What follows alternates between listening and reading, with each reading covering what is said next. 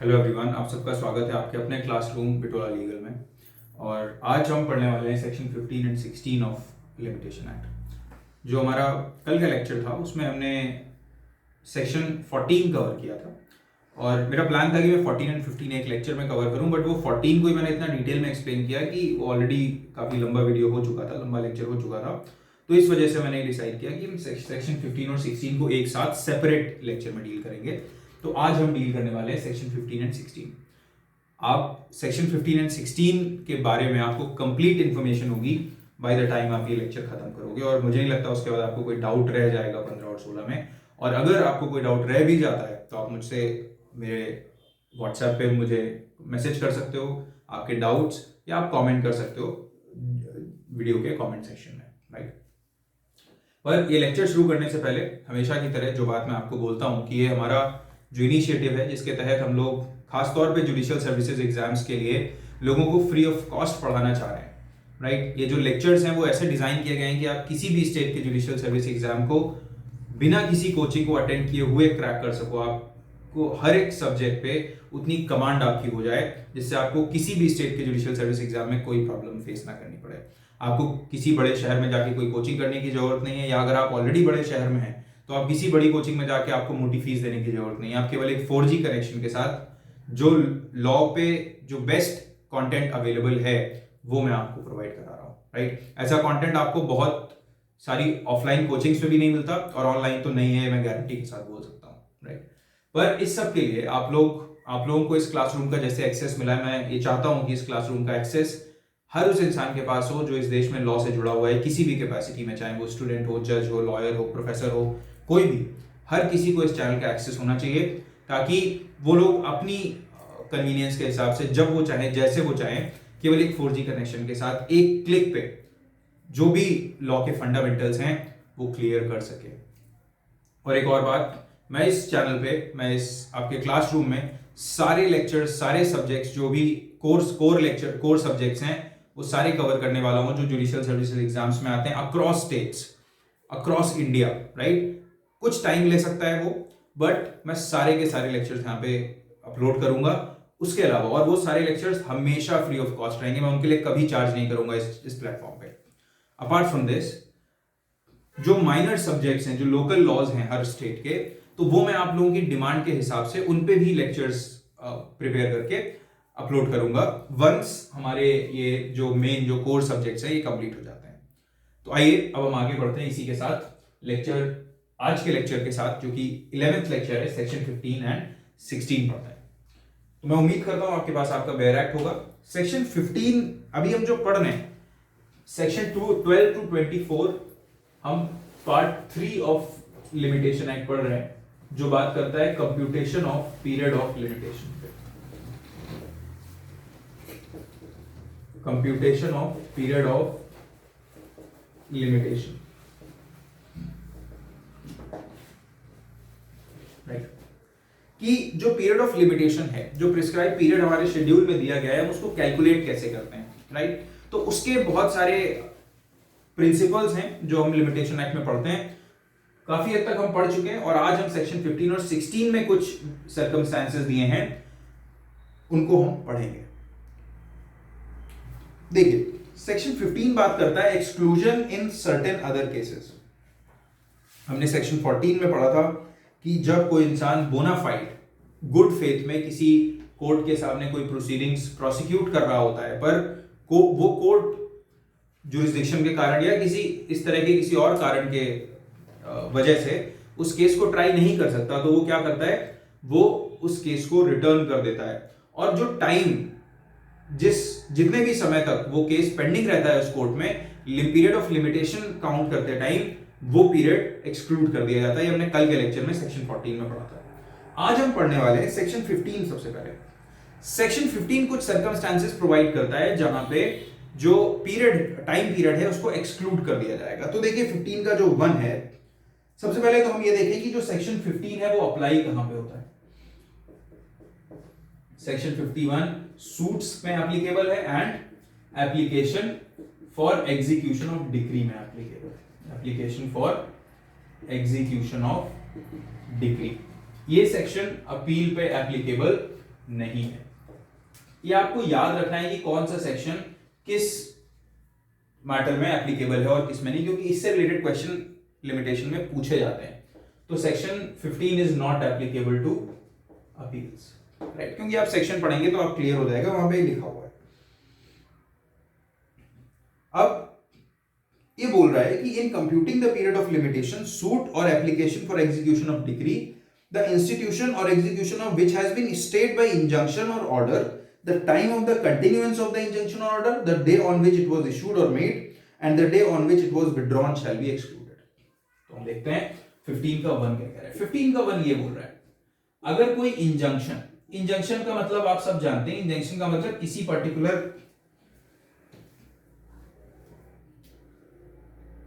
Particular proceeding को मतलब रोक दिया जाना, किसी पर्टिकुलर चीज को रोक दिया जाना। मान लीजिए ये बोला गया कि एक कोर्ट ने एक इंजंक्शन पास कर दिया गया और बोला कि कोई पर्टिकुलर डिग्री, हम एक एग्जांपल के थ्रू समझते हैं पहले, कि ए एंड बी थे, ए के फेवर में डिग्री आई तो ए क्या हुआ, डिग्री होल्डर, और बी क्या हुआ, जजमेंट डेटर। तो कोर्ट ने क्या किया, जब अपील में, मान लीजिए बी जो है अपील पे चला गया, जब अपील में चला गया तो जो एपेलेट कोर्ट था उसने एक ऑर्डर पास किया और ये बोला कि ये जो डिग्री पास हुई है इसके फेवर में, ये अभी एग्जीक्यूट नहीं की जाएगी, राइट, ये एग्जीक्यूट नहीं हो सकती। तो अब क्या होगा, जितने समय तक के लिए ये जो ऑर्डर था, राइट, कि क्या था, ऑर्डर था, ऑर्डर ऑफ इंजंक्शन था not to execute the decree. मान लीजिए इंजंक्शन 1 साल तक फोर्स में रहा, राइट, तो जब हम एग्जीक्यूशन ऑफ डिग्री के लिए पीरियड कैलकुलेट करेंगे तो उसमें क्या करेंगे, हम ये 1 ईयर को एक्सक्लूड कर देंगे। क्यों, क्योंकि भाई पार्टी की तो ए की तो कोई गलती नहीं थी, ए के पास डिग्री है, डिग्री होल्डर ए है, तो जिसके पास डिग्री होती है उसकी ड्यूटी होती है कि अगर कुछ समय तक के लिए ये जो डिग्री है वो एग्जीक्यूट नहीं कर रहा है जजमेंट डेटर, तो वो कोर्ट में एक एग्जीक्यूशन पिटीशन फाइल करे और ये बोले कि हमारी इस डिग्री को एग्जीक्यूट किया जाए।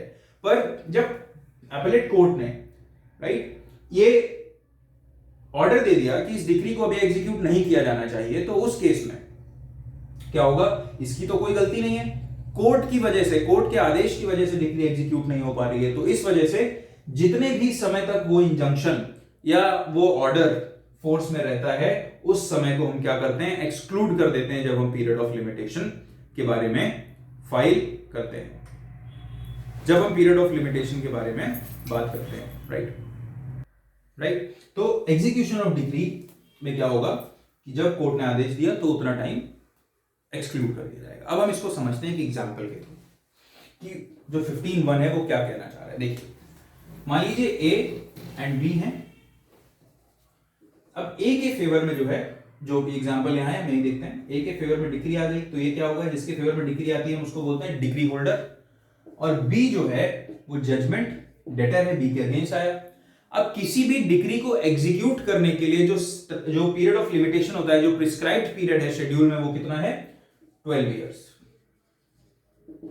एग्जीक्यूशन ऑफ डिग्री का जो पीरियड है वो कितना है, आर्टिकल 136 जो है लिमिटेशन एक्ट के जो शेड्यूल 1 में दिया हुआ है, वो बोलता है कि 12 इयर्स का समय होता है जिस दिन से वो सूट पास किया गया, डिग्री पास हुई है, उस दिन से 12 इयर्स में एग्जीक्यूशन ऑफ डिग्री करवाना चाहिए। मैंडेटरी इंजंक्शन के केस में क्या होता है, उसमें 3 इयर्स होता है, अदरवाइज बाकी सारे केसेस में 12 साल का टाइम पीरियड होता है डिग्री होल्डर के पास डिग्री को एग्जीक्यूट कराने के लिए।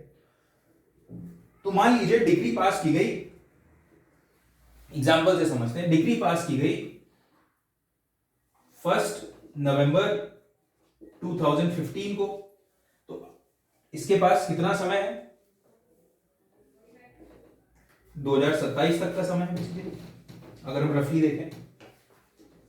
इसने क्या किया,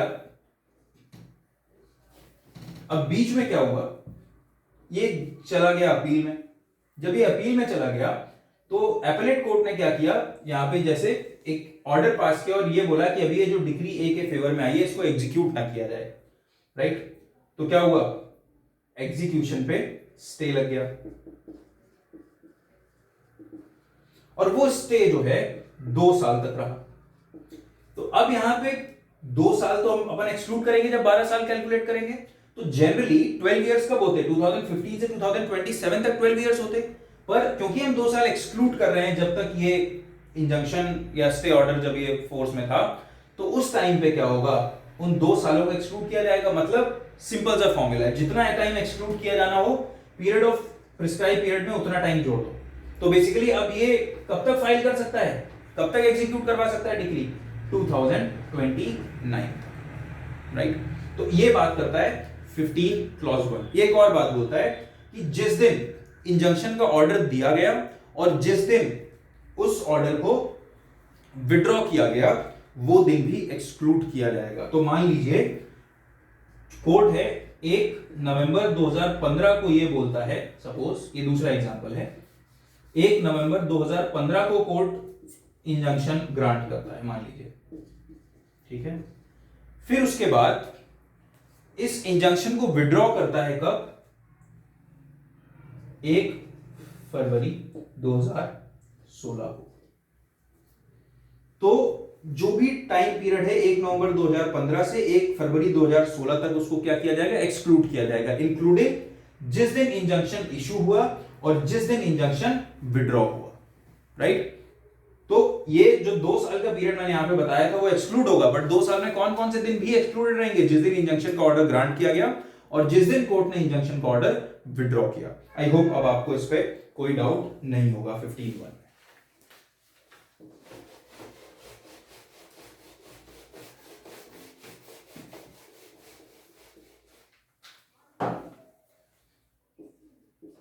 अब उसके बाद हम आते हैं आगे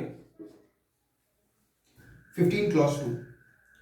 देखिए 15 क्लॉज 2 बात करता है कि ऐसे सिचुएशन में जहां पे पार्टीज को ये इंपॉर्टेंट होता है, पार्टीज को ये मैंडेटरी होता है कि उनको एक नोटिस देना पड़ेगा, राइट, या फिर गवर्नमेंट की परमिशन लेनी पड़ेगी, किसी अथॉरिटी की परमिशन लेनी पड़ेगी। तो उस केस में जो टाइम पीरियड होता है नोटिस का उसको क्या किया जाता है? एक्सक्लूड किया जाता है, या फिर जो सैंक्शन का टाइम पीरियड होता है, जितना समय लगता है उस परमिशन को मिलने में, वो एक्सक्लूड किया जाता है, राइट।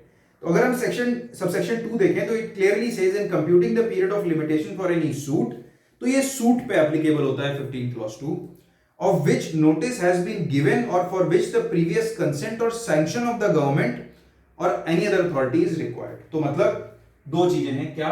एक तो अगर नोटिस दिया जाना मैंडेटरी है, या फिर सैंक्शन विच मींस परमिशन ली जानी जरूरी है, राइट, गवर्नमेंट से। तो वो जो time in accordance with the requirements of any law for the time being in force, the period of such notice और एज द केस में be the time required for obtaining such consent shell be excluded, right. तो वो जो time period होगा वो exclude किया जाएगा।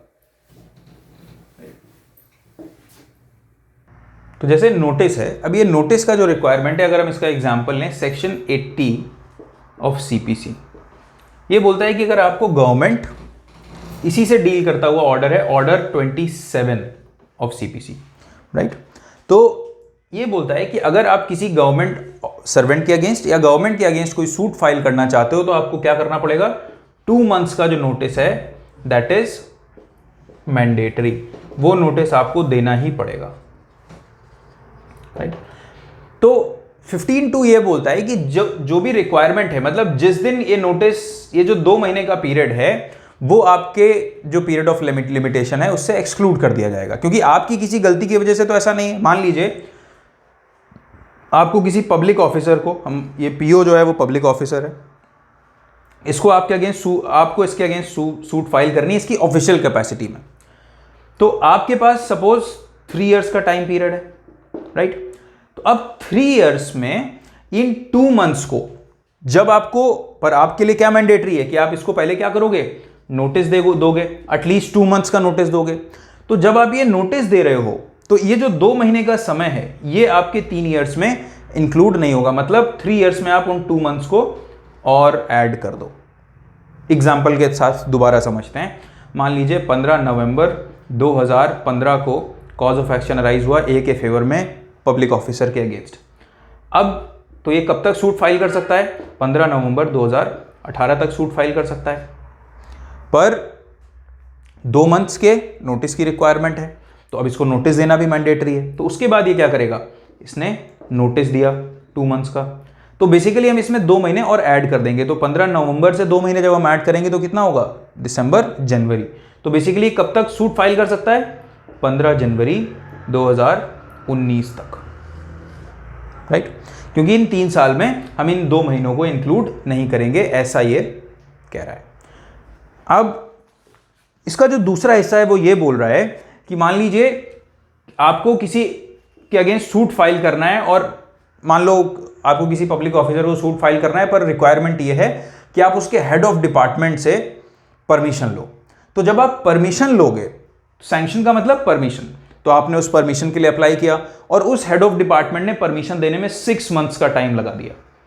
तो अब ये जो 6 मंथ्स का टाइम है, ये क्या किया जाएगा, अब आपने आज उससे, आपने अपना काम कर दिया, उससे परमिशन मांगी, उसके बाद वो 6 महीने लगा रहा है, 1 साल लगा रहा है, ये आपके कंट्रोल में नहीं है, राइट। तो उसके लिए आपके अगेंस्ट लायबिलिटी नहीं आएगी कि आपका पीरियड ऑफ लिमिटेशन कंटिन्यू रहे, राइट। ऐसे केस में क्या होगा, ऐसे केस में तो वो हेड ऑफ डिपार्टमेंट ये भी कर सकता है कि आपको, मान लीजिए आपके पास 1 ईयर का पीरियड ऑफ लिमिटेड, 1 ईयर का प्रिस्क्राइब पीरियड है सूट फाइल करने के लिए, तो वो हेड ऑफ डिपार्टमेंट अपने जो कोलीग है उसको सेव करने के लिए 1 साल तक आपको परमिशन ही नहीं देगा।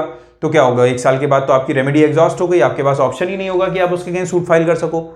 तो इसलिए क्या प्रोविजन दिया गया है 15(2) में कि वो जितना भी समय परमिशन देने के लिए लगाएगा, उस समय को आपका जो पीरियड ऑफ लिमिटेशन है उससे एक्सक्लूड कर दिया जाएगा जब हम काउंट करेंगे, राइट। तो यहां पे ये जो 3 साल है, मान लीजिए, फिर हम यही एग्जांपल लेते हैं, तो 3 इयर्स का टाइम पीरियड था, 15 नवंबर 2015 से 15 नवंबर 2018 तक ये सूट फाइल किया जा सकता था, पर 6 महीने हेड ऑफ डिपार्टमेंट ने क्या किए, परमिशन देने में लगा दिए। तो अब ये जो 6 मंथ्स का टाइम पीरियड है वो इसमें हम क्या करेंगे, ऐड कर देंगे, वो इसमें इंक्लूड नहीं करेंगे। तो 15 नवंबर से हम क्या देखेंगे, 6 महीने कब हो रहे हैं, तो बेसिकली आई थिंक 15 मई 2019 को तक जो है ये सूट फाइल किया जा सकेगा।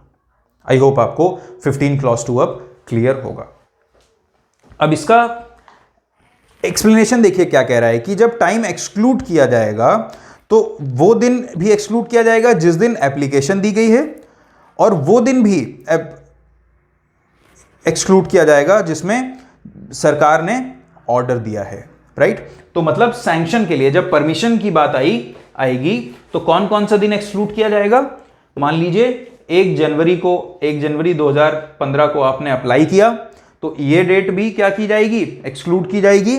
और जो परमिशन मिली वो मिली 1 जून 2015 को, वो भी क्या की जाएगी, उस दिन क्या मिला, परमिशन मिला, गवर्नमेंट ने ऑर्डर दे दिया जो भी, राइट।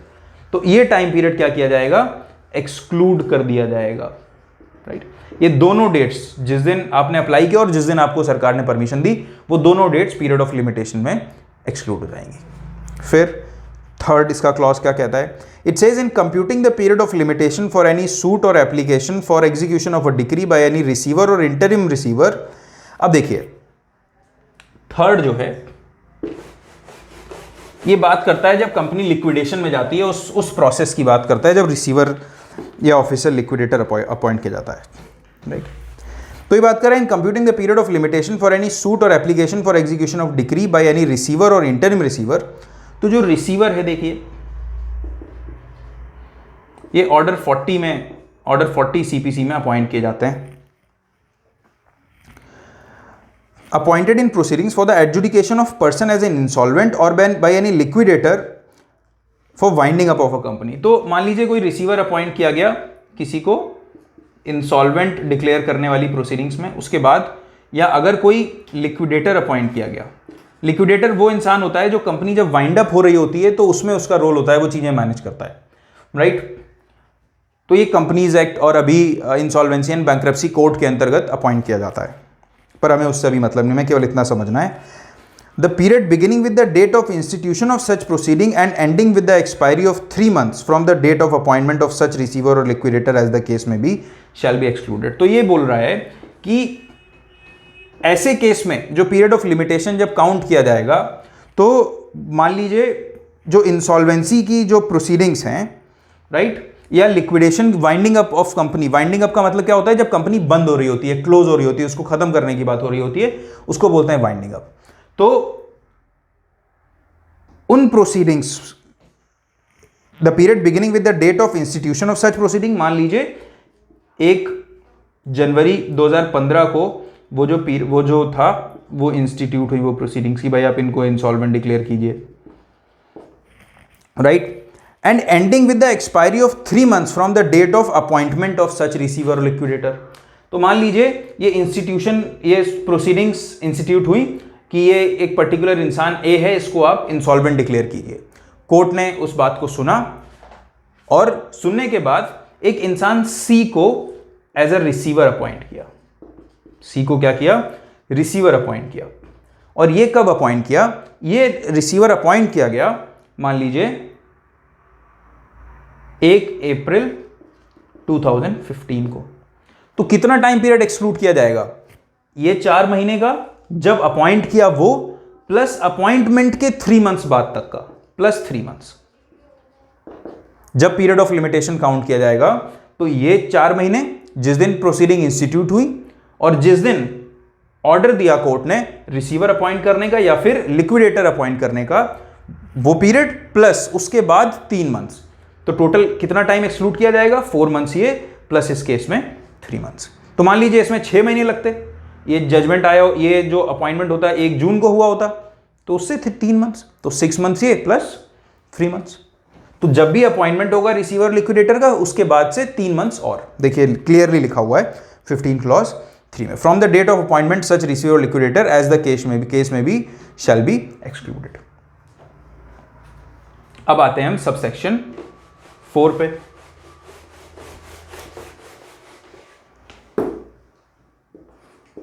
इसका सबसेक्शन 4 क्या कहता है? In computing the period of limitation for a suit for possession by a purchaser at a sale in execution of decree, the time during which a proceeding to set aside the sale has been prosecuted shall be excluded. बहुत simple सी बात ये कहता है। ये कह रहा है मान लीजिए ए और बी हैं, ए ने बी को अपनी प्रॉपर्टी सेल की, बी ने, वो बी क्या है? परचेजर है, राइट। बी है परचेजर, ए जो है सेलर है। अब बी ने जब ये प्रॉपर्टी खरीद ली, तो खरीदने के बाद ये बोल रहा है कि मुझे पोसेशन चाहिए इस प्रॉपर्टी का, मैंने पैसा पे कर दिया है, प्रॉपर्टी का कब्जा चाहिए मुझको। ए ने क्या किया? ए ने इंस्टीट्यूट कर दिया प्रोसीडिंग्स, इंस्टीट्यूट कर दिया suit for setting aside sale, right. कि ये जो सेल है ये वैलिड नहीं है, इस सेल को नलीफाई करना चाहिए। तो जितने, तो अभी क्या है इसके पास पोसेशन लेने के लिए, राइट, इसके पास पोसेशन लेने के लिए लगभग 12 साल का समय रहता है इसके पास। वो जो समय है, अब उस समय में, राइट, हम सपोज करके चलते हैं 6 साल का समय है, सिंपल कैलकुलेशन रखते हैं, 6 years का टाइम है, राइट। होता नहीं है 6 years, आपको कैलकुलेशन के लिए हिसाब से बोल रहा हूँ। 6 years का टाइम है मान लीजिए इसको पोसेशन लेने के लिए। अब 6 years में क्या हुआ? तो मतलब जब सेल हुई थी, सेल मान लीजिए 1 जनवरी 2021 को हुई थी, तो इसके पास 6 साल का समय था, तो मतलब 1 जनवरी 2027 तक ये केस फाइल कर सकता था पोसेशन के लिए। पर उसी बीच क्या किया? ए ने सूट फाइल कर दिया, कब? फरवरी 1 जनवरी 2022 को उसने ये केस फाइल किया और ये बोला कि ये सेल जो है इसको सेट असाइड करना चाहिए, इसने मेरे से जबरदस्ती खरीदी है, मैं बेचना नहीं चाह रहा था अपनी प्रॉपर्टी, कंसिडरेशन बहुत कम है और ये जानबूझ के इसने मुझसे गन पॉइंट पे ये सेल डीड साइन करवाई है और मैं चाहता हूं कि ये सेल को नलीफाई किया जाए। अब ये जो केस है, ए ने इसके अगेंस्ट केस कर दिया। अब ये जो केस है, ये केस चला 1 जनवरी 2029 तक, 7 साल ये केस चला। और पीरियड ऑफ लिमिटेशन कब खत्म हो रहा था? एक्चुअल में 2027 में खत्म हो रहा था। तो अब मान लीजिए कोर्ट का ऑर्डर ये आया कि नहीं, ये जो सेल है ये वैलिड सेल है और बी को इसका पोसेशन मिलना चाहिए, राइट। ए ने ये बोला नहीं, पोसेशन का ऑर्डर नहीं आया, ये आया कि सेल जो है वैलिड है और इसको हम सेटिसाइड नहीं करेंगे। तो अब उस केस में बी के पास क्या राइट आया कि भाई वो पोसेशन ले अपनी प्रॉपर्टी का। अब जब बी के पास पोसेशन लेने का राइट आया, पर अगर हम 6 साल इसके पास टाइम था तो उस हिसाब से तो इसके पास केवल इसका टाइम निकल चुका है, क्योंकि 1 जनवरी 2027 को इसके पास आखिरी डेट थी जब ये सूट फाइल कर सकता था पोसेशन वापस लेने के लिए प्रॉपर्टी का। तो सबसेक्शन 4 ये बोल रहा है कि जितने टाइम तक ये प्रोसीडिंग्स चल रही थी उस सेल को खत्म करने वाली वो टाइम पीरियड एक्सक्लूड कर दिया जाएगा, वो इंक्लूड नहीं किया जाएगा। सिंपल सी बात है ना कि अगर ये सेल की क्यों पोसेशन तो तब मिलेगा ना, मान लीजिए मैंने आपसे प्रॉपर्टी खरीदी, अब आपने प्रॉपर्टी जब मुझे, उसके बाद मैंने बोला मुझे इस प्रॉपर्टी का पोसेशन चाहिए, पर आपने क्या किया, सूट फाइल कर दिया और ये बोला कि सर ने हमसे जबरदस्ती प्रॉपर्टी खरीदी है और इस सेल को सेट असाइड किया जाना चाहिए, ये वैलिड सेल नहीं है, राइट। तो अगर यही डिस्प्यूट में है कि सेल वैलिड नहीं है तो मैं पोसेशन कैसे मांग सकता हूं, राइट। तो वो जो टाइम पीरियड है ये इतना 1 जनवरी 2022 से 1 जनवरी 2029, ये 7 इयर्स का जो टाइम पीरियड है ये क्या हो जाएगा, एक्सक्लूड कर दिया जाएगा। जब यहां पे हम ये देखेंगे कि ये कब तक सूट फाइल कर सकता है, तो मान लीजिए 6 साल का इसके पास टाइम पीरियड था, तो अब ये कब तक सूट फाइल कर सकता है, 1 जनवरी 2022 से ये प्रोसीडिंग चालू हुई, मतलब यहां पे केवल 1 साल इसका गया, राइट। 5 साल इसके पास बचे हुए थे, तो 1 जनवरी 2029 से आप 5 साल ऐड करो तो बेसिकली ये 1 जनवरी 2034, जनवरी 1 2034 तक इसके पास क्या राइट है कि ये सूट फाइल कर सके। तो बेसिक सी बात आपको ही समझनी है कि जितने टाइम के लिए प्रोसीडिंग चल रही होती है सूट को सेल को सेटिसाइड करने के लिए, वो टाइम पीरियड एक्सक्लूड कर दिया जाता है जब हम बात करते हैं सूट फाइल करने की, पोसेशन लेने के लिए परचेजर के थ्रू, राइट। अब इसका सबसेक्शन 5 आप देखिए क्या कहता है। ये बहुत ही सिंपल सी बात करता है कि, और आप इसमें याद रखिएगा इसमें वर्ड लिखा हुआ है डिफेंडेंट ना कि प्लेंटिफ, तो यहां पे जो डिफेंडेंट वर्ड लिखा हुआ है ना उसको आप मार्क कर लीजिए, राइट। ये बात ये कहता है कि उतना टाइम पीरियड, मान लीजिए आपको 3 साल का टाइम पीरियड है सूट फाइल करने के लिए, राइट। 2021 फेब 28, इस दिन से 3 साल कब होंगे, 2024 फेब 28, पर जो प्लेंटिफ जो डिफेंडेंट है वो इंडिया के बाहर है, he is out of India. आप किसके अगेंस्ट केस फाइल करोगे, वो आउट ऑफ इंडिया है, वो 6 साल से आउट ऑफ इंडिया है, वो इंडिया लौट के आ रहा है 2029 में। तो आपका जो पीरियड ऑफ लिमिटेशन है 3 साल का, वो कब से शुरू होगा, 2029 से शुरू होगा। तो ये किसके लिए है ये सेक्शन, डिफेंडेंट के लिए। अगर डिफेंडेंट इंडिया से बाहर है या ऐसी टेरिटरीज से बाहर है जो गवर्नमेंट ऑफ इंडिया कंट्रोल करती है, तो आपका जो पीरियड ऑफ लिमिटेशन है, वो जो टाइम पीरियड है जिस टाइम पीरियड के लिए वो बाहर है, उसको एक्सक्लूड कर दिया जाएगा जब आप पीरियड ऑफ लिमिटेशन काउंट करोगे। बहुत ही लॉजिकल सी बात है। वो कहीं घूम रहा है श्रीलंका में, फिर कहीं मालदीव्स जा रहा है, फिर उसके बाद कहीं इटली में घूम रहा है, तो आप उसके पीछे पीछे थोड़ी भागते घूमोगे, क्योंकि आपको एक सूट उसके अगेंस्ट फाइल करना है, राइट। आप ऑब्वियसली जब वो कंट्री में आएगा तो आप उसके अगेंस्ट सूट फाइल करोगे। तो उसी लॉजिक को यहाँ पे इन्होंने स्टैट्यूट में इनकॉर्पोरेट कर दिया है। तो आई थिंक आपको सेक्शन 15 कंप्लीटली क्लियर होगा। मैंने आपको एक एक क्लॉज विद एग्जांपल समझाया है और मैं उम्मीद करता हूं कि आपको बहुत अच्छे से समझ आया होगा, राइट। अब उसके बाद हम देख लेते हैं एक बार सेक्शन 16।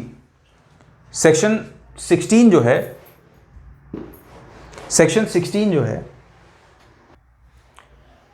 तो सेक्शन 16 बात करता है, ये एक बहुत ही बेसिक से प्रिंसिपल पे बेस्ड है, और वो प्रिंसिपल क्या है कि पीरियड ऑफ लिमिटेशन जो है तब तक रन करना शुरू नहीं होगा जब तक कोई ऐसा इंसान नहीं है जिसको सू किया जा सके, या कोई ऐसा इंसान नहीं है जो सू कर सके, राइट। तो बेसिक सी बात है। 16 का 1 ये बोलता है कि अगर कोई इंसान है जिसकी डेथ हो जाती है तब कॉज ऑफ एक्शन अक्रू होता है, या फिर कॉज ऑफ एक्शन जब अक्रू होता है तो उसके जो लीगल हेयर्स हैं, उसके जो लीगल रिप्रेजेंटेटिव्स हैं, वो क्या हैं, वो इनकेपेबल हैं, इनकेपेबल ऑफ सूइंग। मतलब ऐसा कोई इंसान नहीं है जो केपेबल हो सू करने के लिए, राइट। नो पर्सन, कोई भी ऐसा नहीं है जो सू कर सके। उसके जो लीगल हेयर्स हैं उनमें से कोई ऐसा नहीं है। क्या लिखा हुआ है, where a person who would if he were living have a right to institute a suit or make an application dies before the right accrues. मतलब राइट अक्रू हुआ 1 जनवरी 2021 को और उसकी डेथ हो गई 31 दिसंबर 2020 को, तो और where a right to institute a suit or make an accrues only on the death of person, the period of limitation shall be computed from the time when there is a legal representative of the deceased capable of instituting such suit or making such application. तो मान लीजिए 1 जनवरी 2021 को death हो गई, अब इसका एक बेटा था, इसका जो लीगल रिप्रेजेंटेटिव था वो उस टाइम केवल 7 ईयर्स का था, राइट।